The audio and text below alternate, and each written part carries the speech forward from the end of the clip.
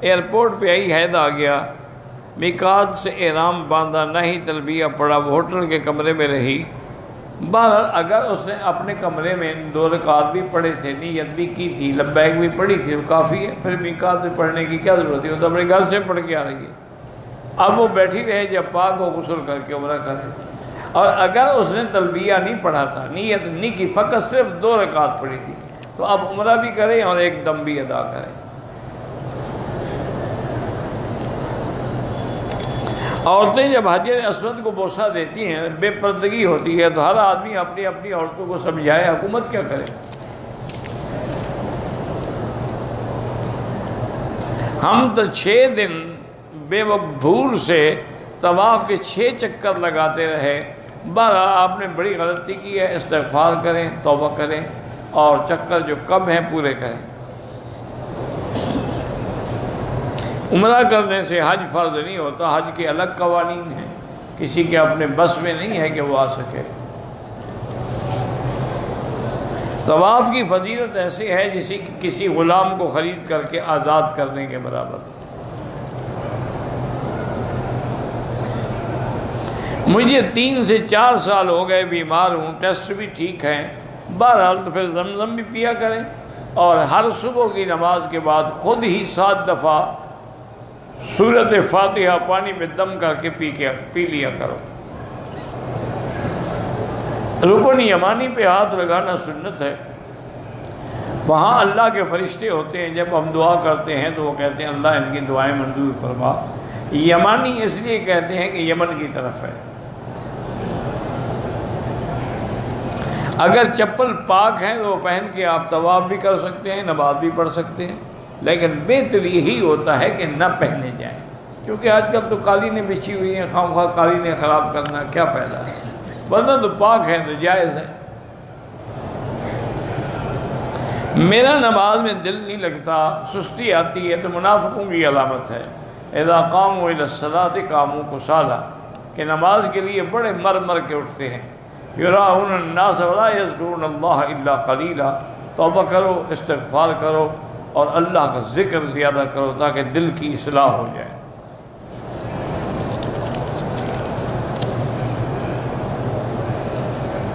میں نے 5 عمرے کیے، تیسرے عمرے میں ٹک لگوائے ہیں، 4 میں تو میں نے ٹرینڈ کروائی، بہرحال وہ ٹک لگوائے ہیں، اس پہ دم پڑ گئی۔ جب تم 4 عمرے پہلے کر چکے تھے، باقی بچا کیا تھا کہ تم نے ٹک لگائے؟ سیدھی بات ہے کہ دم پڑ گئی، تمہیں اس طرح پھروانا چاہیے تھا۔ ہمارے والد معذور ہیں، دونوں عمرے کی نیت کیے ہیں، والد کو ویل چیئر پہ بٹھا، بالکل ویل چیئر پہ بٹھا کے طواف کرائیں، آپ کا بھی ہوگا۔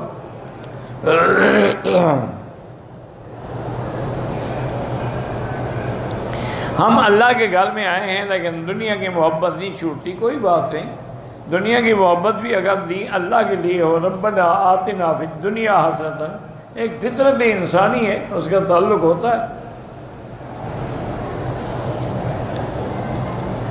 اگر محرم ہے، عورت ہے، تو چہرے پہ کپڑا نہ ڈالے، آگے کپڑا لٹکا لے، جیسے عورتیں گھونگھٹ نکالتی ہیں نا، کہ چہرے کو بھی نہ لگے اور پردہ بھی رہے۔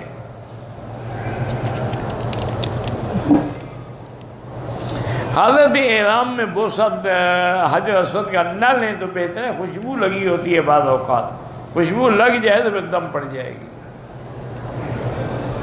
وتر کا صحیح طریقہ وہی، حنفی حضرات 3 رکعتیں ملا کے پڑھتے ہیں، اور حنبلی حضرات 2 پہ سلام پھیر کے 1 رکعت پڑھتے ہیں، پڑھتے تو وہ بھی 3 رکعتیں ہیں، صرف وہ سلام پھیرتے ہیں، حنفی سلام نہیں پھیرتے۔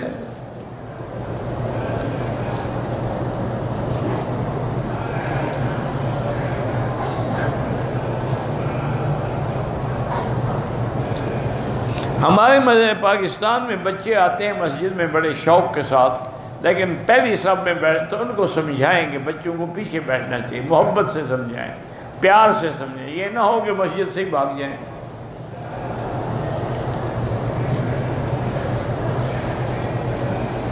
ہم پاکستان سے آئے ہیں عمرے کے لیے، طائف گئے زیارت کے لیے، راستے میں ایک ساتھی کی طبیعت خراب ہو گئی، کوئی نیت نہیں کی، واپس وہ ٹھیک ہے، پھر تو کوئی حرج نہیں ہے۔ عورت حرم شریف میں کھلا چہرہ نہ رکھے، پردہ رکھے، باقی محرم کے بغیر اکیلے نماز پڑھ سکتی ہے۔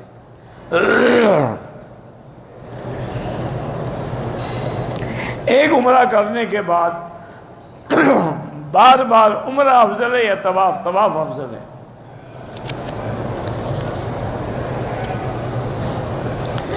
زندہ لوگ جو ہیں ان کے لیے بھی آپ طواف کر کے ثواب بخشیں، اللہ دیں گے انشاءاللہ۔ ہمارا طائف جانے کا رہتا ہے، واپسی پہ احرام ضرور باندھیں، باقی وہاں کوئی خاص ایسی چیز نہیں ہے۔ مسجد ابن عباس ہے، اسی طرح بنو سعد میں بی بی حلیمہ سعدی ہے، وہ یعنی وہ جگہ ہے، اب وہ علامات تو باقی نہیں رہے۔ ایک سفر میں کتنے عمرے کریں، چاہے 100 کرو نہ کرو، نفلی عبادت ہے۔ تمام مرحومین کے لیے ایک عمرہ نہیں، ایک کے لیے ایک۔ جس وقت حرم میں نماز جنازہ ہوتی ہے تو ہم اوابین پڑھ سکتے ہیں، مجھے کیا پتہ، جنازہ تو ہر نماز کے بعد ہوتا ہے، اوابین تو صرف مغرب کے بعد ہوتی ہے۔ آپ جنازہ نہ پڑھیں اور اوابین پڑھتے رہیں، کوئی گناہ نہیں۔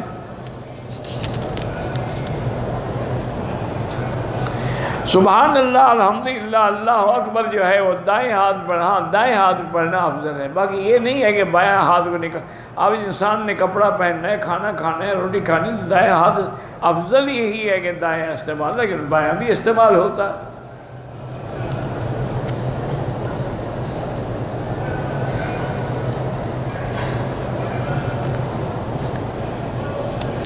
ایک آدمی جیزان سے مکے آیا، احرام نہیں پہنا، مسجد عائشہ سے احرام پہنا، نفل نہیں پڑھے، نفل نماز نہیں پڑھی، حج بھی کیا، حج تو ہو گیا، دم پڑ گئی۔ ایک صاحب کے پاس عمرے کے لیے پیسے ہیں، وہ کہہ رہے ہیں کہ میں مسجد میں لگا دوں یا عمرہ کروں۔ اگر آپ پہلے عمرہ کر چکے ہیں تو آپ مسجد میں لگا دیں، زیادہ بہتر ہے۔ نہیں کر چکے ہو تو عمرہ کرو۔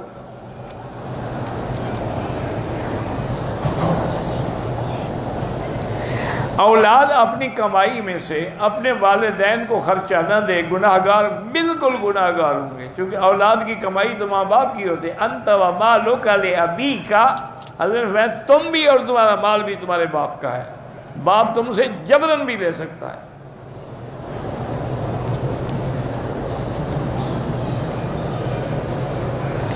عورت کو اگر ڈر ہو کہ کپڑا چہرے پہ لگ جائے گا تو کچھ نہیں ہوگا، لگ جائے گا تو خود نہ لگائے۔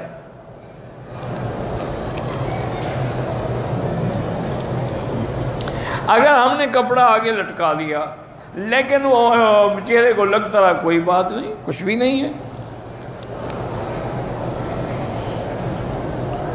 والدین کا اولاد پہ خرچہ باندھنا وہ والدین کی مرضی ہے، جتنا چاہے دیں، جتنا چاہے نہ دیں۔